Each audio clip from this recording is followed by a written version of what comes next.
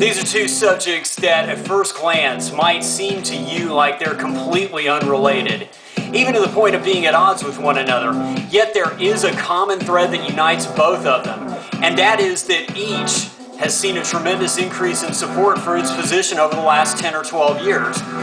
In this clip, I'm going to identify for you what I think is the source of support, and then I'm going to tell you what I think it means, and then I'm going to tell you why I think it's such a good thing. But first, a little bit of background. The ongoing push for gay rights over the last 35 or 40 years has seen a steady increase in support. But it's only been recently that this push has extended all the way into the mainstream institutions of family life, the sanctioning of which really does represent for these people the full integration to mainstream society. But the idea of gay marriage itself would never have even been put up on the table as recently as 10 years ago. Yet, in the last year and a half or so, it has in fact been sanctioned by now 7 different states.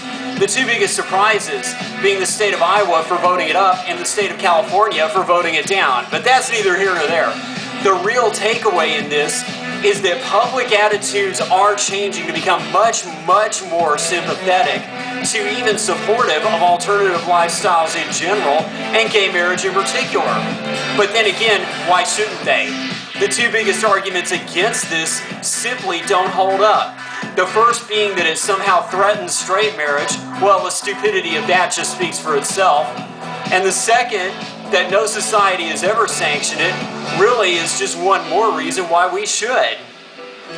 On pro-life versus pro-choice, the country's pretty evenly split on that one too, which means that you may or may not agree with my pro-life position. Either way, it's okay. I don't need to win anybody over. The tables are turning on that one as well.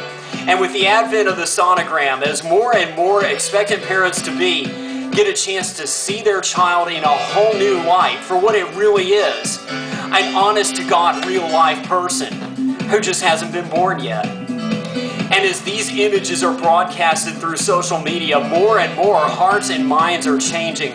Hey, pro-choicer, look around you. Your support is crumbling a little bit more every day. Still clinging to your pro-choice position? Okay. Then the next time one of your friends announces their pregnancy and throws the sonogram up here, you sit with that thing for a second.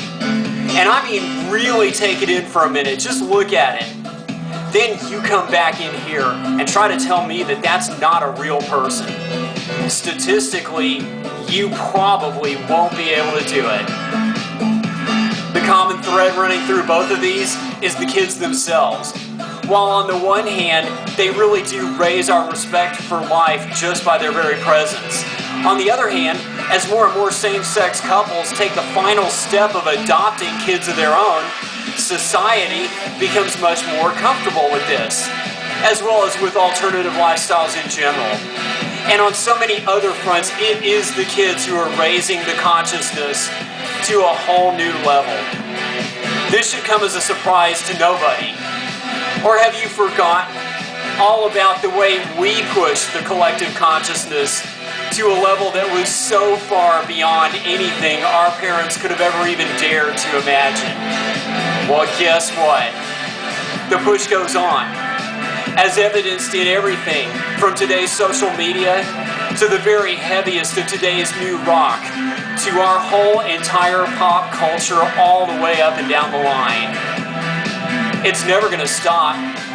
Not today, not tomorrow, never. I'd like to invite you to be a part of it. Come on board. Join us. Or not. But either way, we are moving forward. I'll see everybody next time. Steve out.